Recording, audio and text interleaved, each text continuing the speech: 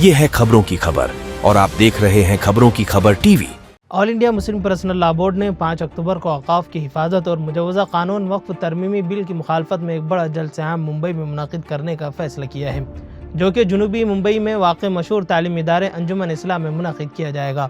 All India Muslim personal law board के मुंबई में मुक़ीम अरकान और दीगर हमदर्दान की एक मीटिंग में ये फैसला किया गया है कि मीटिंग में बोर्ड के मरकज़ी अकाबिरीन की हिदायत के मुताबिक ये भी तय किया गया है कि औकाफ के मसाइल से वाकिफ़ कराने और नए मुजवज़ा कानून की खराबियों को वाज़ेह करने के लिए महाराष्ट्र के सियासी लीडरान से मुलाकात की जाए।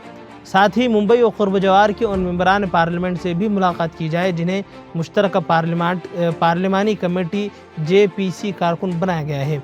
चुनांचे इस सिलसिले में इक़दामात का आगाज़ हो चुका है।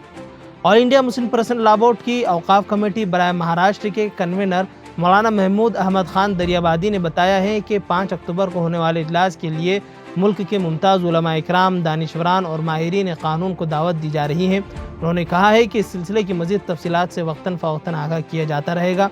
अरकान बोर्ड ने उलमा इकराम व इमाम मसाजिद से ये भी दरख्वास्त की है कि अपने बयानात और खुताबात में औकाफ की अहमियत, ज़रूरत और फ़ज़ाइल से आवाम को आगाह करते रहें। सानी इंटरनेशनल हज उम्रा टूर्स एंड ट्रैवल्स। हज उम्रा जाने के ख्वाहिशमंद हजरात स्क्रीन पर दिए गए नंबर्स पर कॉल करें।